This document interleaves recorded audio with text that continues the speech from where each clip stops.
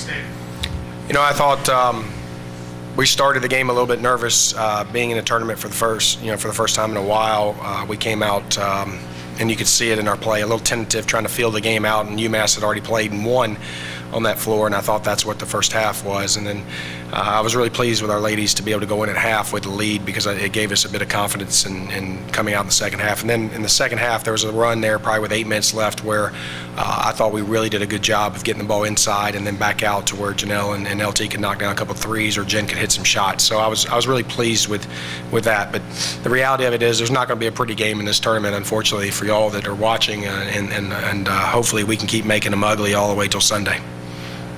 Questions?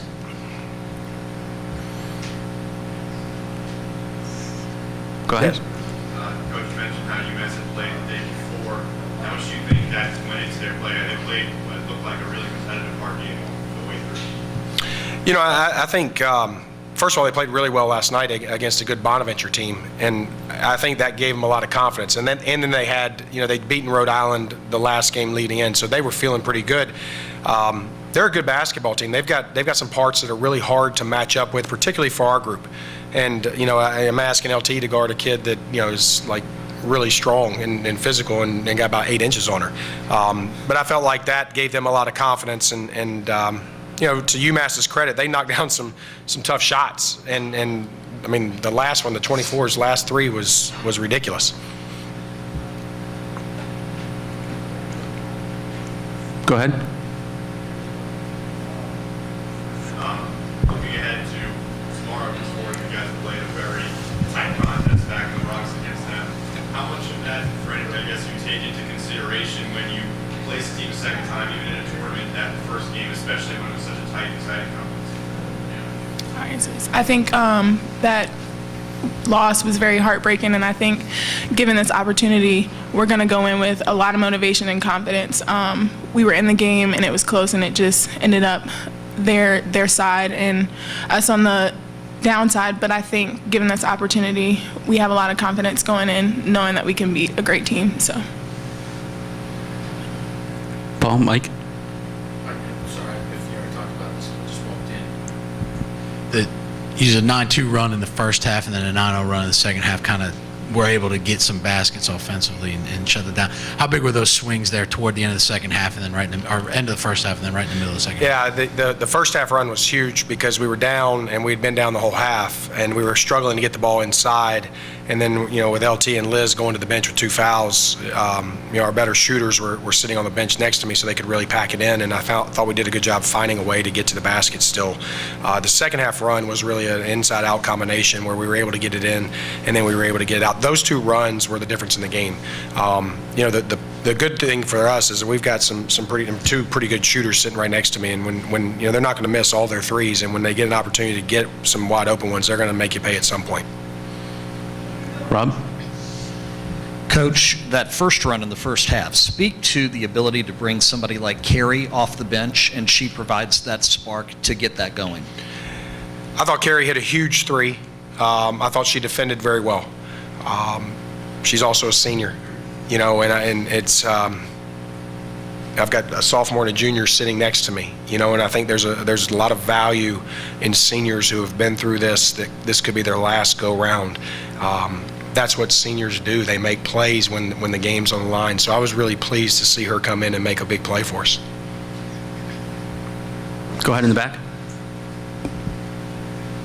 How much does playing in Richmond, do you guys feel like that's an advantage? Like you have the home court advantage throughout this tournament as far as you go? That's you, Nell. I mean, it feels good to stay in Richmond, but I wouldn't really say that we have the home court advantage. Just like everybody else that's coming into the tournament this week, we haven't played on this floor, so I wouldn't really say it's a home court advantage. But like I said, it does feel good to stay in Richmond and play in Richmond. We stay downtown. We don't stay on campus. The one big thing that I think is important, I think the Coliseum does a really good job with this event, and they've had a lot of experience with the CAA tournament being here, and it's an impressive event for us, for the participants, and I think the more we can make our ladies feel like this is special by being in a hotel, I think that's important. Anybody else?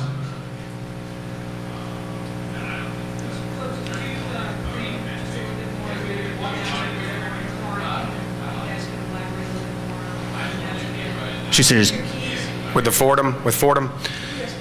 You know, I've watched them already. It was so long ago.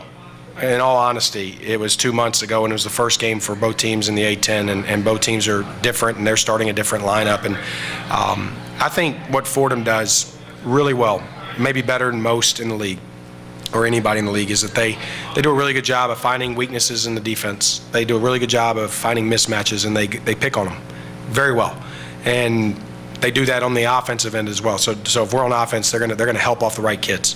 We've got to find a way to get those players that are helping to not have to help, and we've got to do a really good job of guarding a lot of set plays that are going to be geared to take advantage of mismatches, and we're going to have to do that in about 24 hours.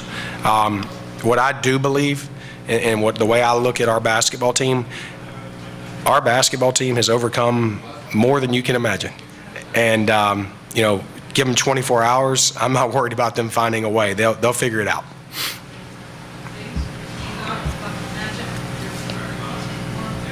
I think as being a junior with experience, you kind of know what you're going in, and I recognize these players. I know their strengths, I know their weaknesses, so it's more about coming in and being ready to play. Granted, everyone has a 24-hour turnaround, so just coming in and being ready and stopping those key players.